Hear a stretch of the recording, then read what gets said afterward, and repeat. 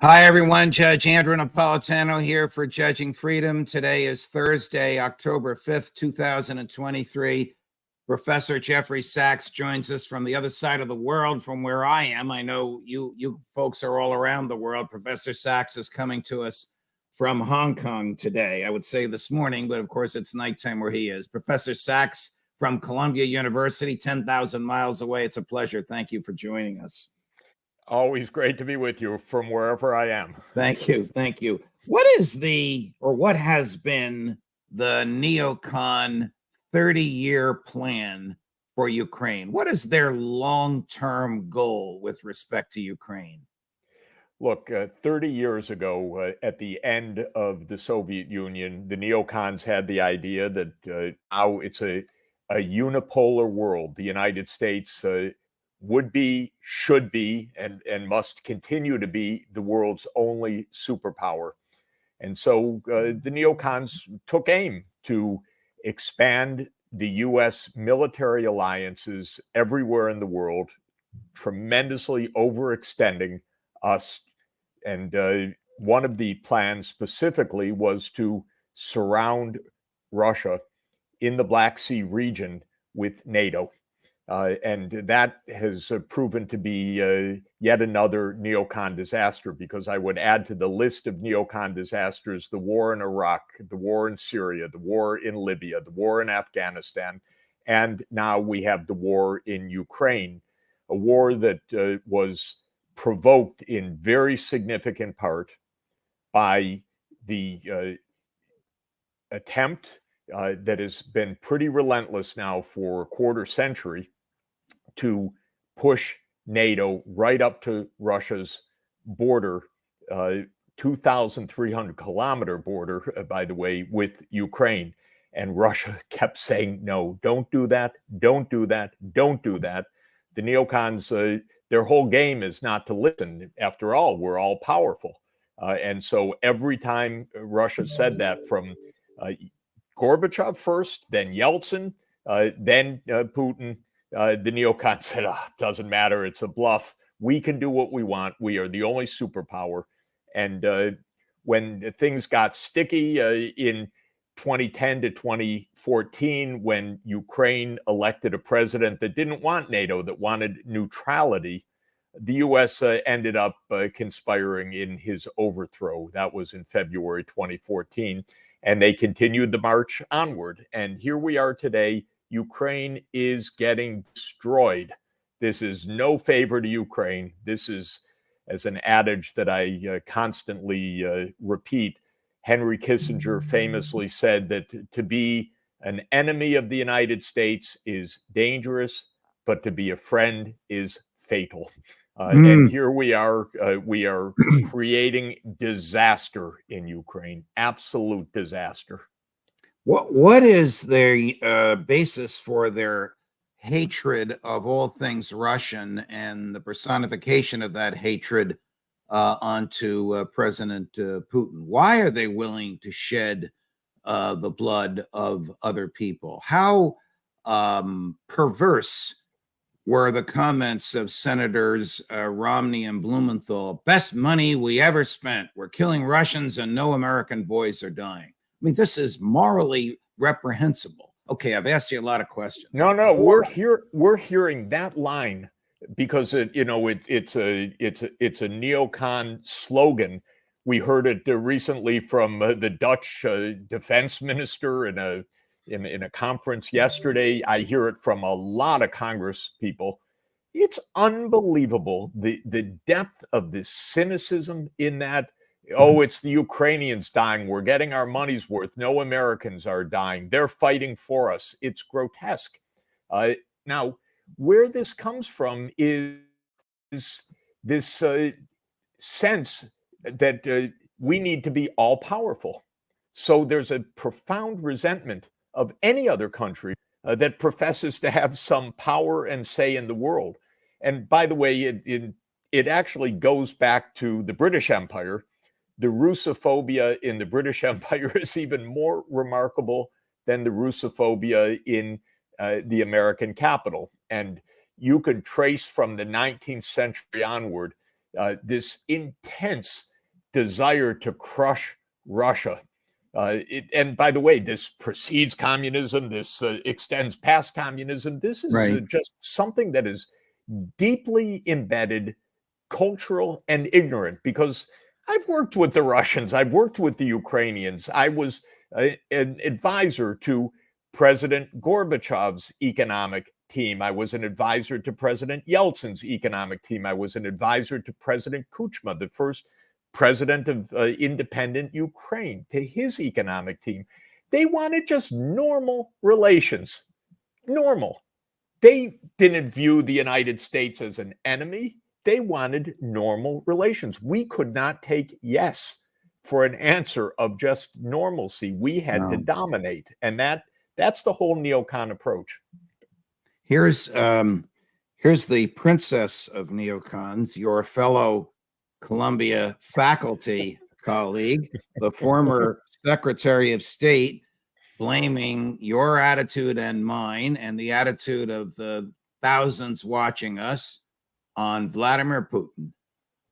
I think Putin is not only thrilled by the divide over whether we continue and at what levels to fund Ukraine, I think he is fomenting it as well. Putin and his team that does the kind of interventions, covert and overt, aiming to undermine democracy and to suborn political leaders, is a big part of how he sees his role.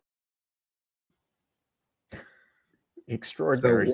So who would take this? The former Secretary of State. But by the way, extraordinary. A direct descendant than the line that started with Thomas Jefferson, and she's mouthing this nonsense. Well, talk about suborning and covertly overthrowing other governments. She was the mastermind that we're going to overthrow the Syrian government in 2011. Look at the debacle over the next 12 years, complete devastation of that country. She was the one that said we had to overthrow the Libyan government. Look at the disaster. She was the one, after all, that oversaw Victoria Nuland as we participated in the overthrow of Viktor Yanukovych in 2014. Absolutely extraordinary.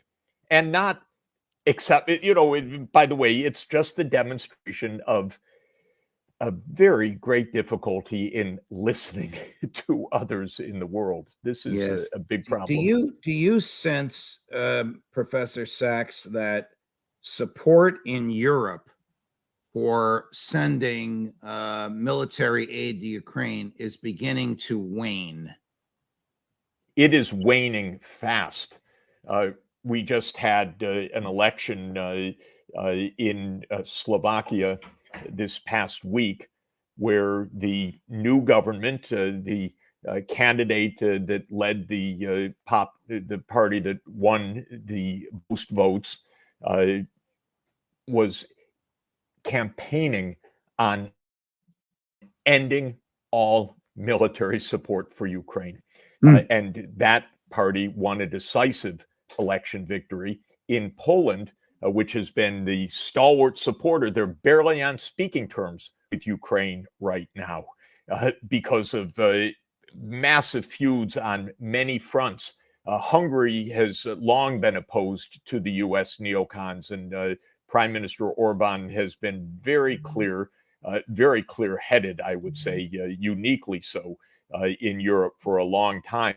But what's happening in the places that are still strongly supporting Ukraine is that essentially every political leader in Western Europe right now is unpopular. This is amazing. Just like in the United States, President Biden's disapproval ratings are much, much higher than his approval ratings. This is true throughout Europe right now. And this is the sign that people are very unhappy with the way things are going and the direction that's being taken. The new defense minister of Great Britain recently made some allusions to boots on the ground, and there was a significant pushback.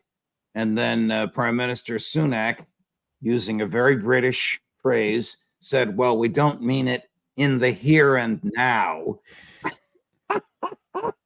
You know these folks better than I do. What does that mean? We meet it next week. Are they seriously considering boots on the ground, maybe in the Biden mode where they're out of uniform so he can claim they're not combat? Or are they seriously considering sending troops in this never-ending war that the Russians are about to triumph in? I have to tell you, when I was growing up, when I was starting my career, I adored the British, they speak such beautiful English after all, and it seemed so sophisticated. But over time, over decades, I've come to understand that this imperial mentality is so deep in Britain. They not only cheerlead the United States, they love war with Russia, and they have, at least since Palmerston led the empire in the Crimean War of 1853 to 1856, which is just like the war we have right now. It was the desire to surround Russia in the Black Sea and to crush Russia's military power by taking over Sevastopol naval base, which was Russia's imperial naval base from 1783. It's the same attitude till today. The British are even worse than the American neocons, if I could say that. It's been shocking to me. The British media is for war morning till night. And it's so deeply imbued in the imperial outlook. It's amazing to. But is that because there are no British boys coming home in body bags? It's a reverie. They still think that they're a world empire, and it's so easy on the sidelines, as you're pointing out. Yes, they're on the sidelines. They're giving such great advice that Ukraine has lost, by one recent estimate, 500,000 killed. And it was the British who loved this counteroffensive that started in early June that has been a complete devastation of Ukraine. How can the European globalists and the neocons close their eyes to the economic, demographic, and military catastrophe, destruction, demolition, whatever word you want to use, that has become Ukraine? Because they are blinded by ideology. They are blinded by this hatred of Russia. They are not counting the Ukrainian dead. They have lied to the public all along about the military situation. By the way, as has the mainstream media in the United States, starting with the New York Times, which has been disgraceful during this whole war. And the point is, they're just not telling the truth. They want so much to fight Russia and to have someone else do the fighting and the dying, that they want another massive recruitment of the remaining Ukrainian young men that can be grabbed off the streets and be thrown into the killing fields almost without any training, from what we're hearing from the soldiers themselves on the front line that are dying in massive numbers. And what we're being told is they have no training, and they're being sent. Russia has air superiority, it has artillery superiority, it has drone superiority, and this is absolutely clear if you watch day by day the battlefield reports, and you listen to multiple sources, not just what is coming out of London and Washington. And they don't care because they are driven by ideology. I have to play another clip of your fellow faculty member. This is former Secretary Clinton, cut 3, Gary, saying, "This fight is our fight." I know that the majority of Congress is still in favor of supporting Ukraine. So we've got to get through this period. We have to pass legislation and continue to support. And, Jeff, this fight is our fight. Honestly, I don't understand any American siding with Putin, but we've seen it and we've heard it, and we have to fight against it. I want to say very clearly, I am not siding with Putin. I'm siding with Ukraine. I don't want Ukraine to be completely destroyed by these neocons, by their fantasy world, by their desire to throw Ukrainians by the hundreds of thousands to their death, by the destruction of Ukraine, by pushing NATO, NATO, NATO. This is the issue. This isn't siding with Putin or siding with anybody. This is trying to protect Ukraine from American zealots. And our own top diplomats. I'm not speaking about Secretary Clinton. I'm talking about professional diplomats who have understood this from the beginning.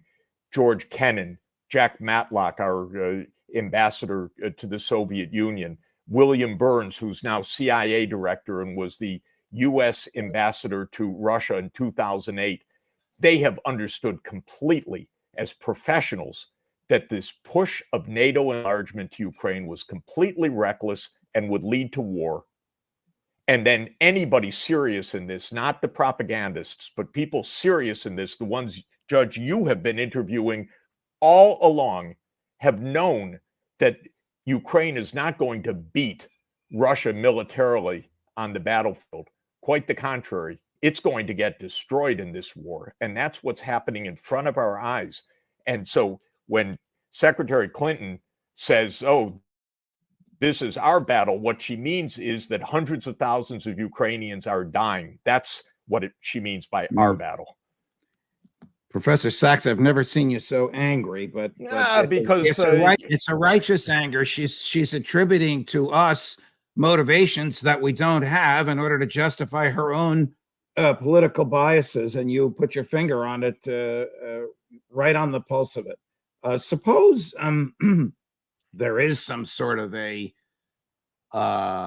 peace negotiation. Suppose there is some sort of a standstill, and suppose Joe Biden promises Vladimir Putin that NATO will not move any further eastward. Why would Putin believe him? You know, we're so far down this path that it's absolutely tragic. I don't know whether Biden at this stage of his, even his physical situation, whether he could really negotiate at this point. But we could have negotiated to avoid this conflict.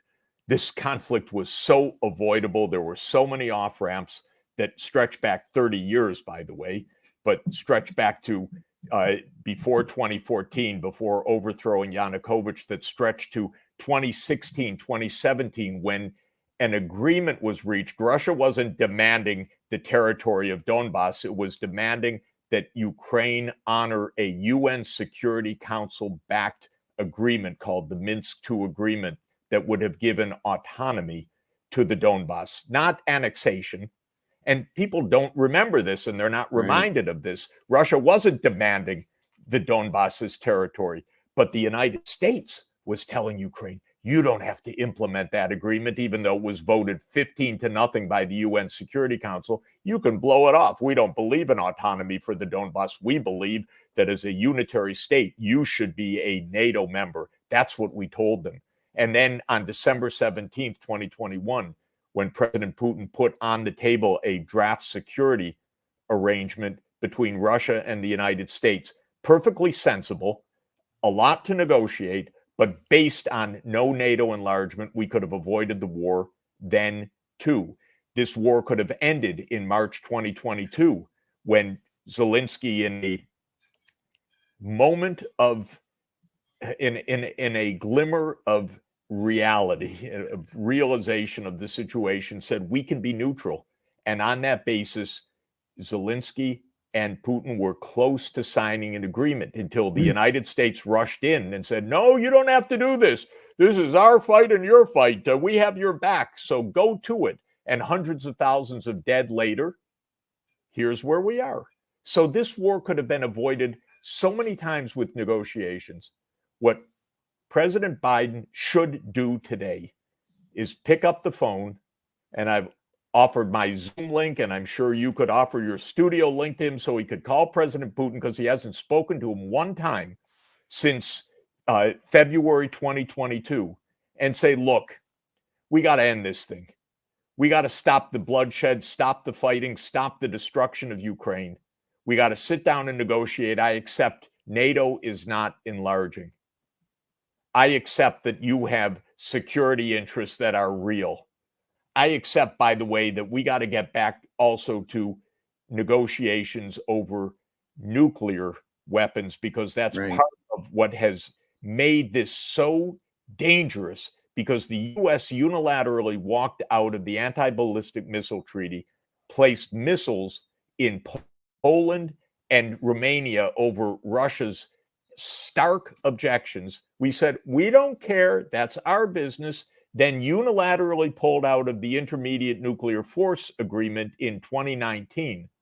And so we have stoked so much provocation in this, so much anxiety, overthrowing governments, starting multiple wars, pushing NATO enlargement, abandoning nuclear agreements, and then saying, oh, he doesn't want to negotiate.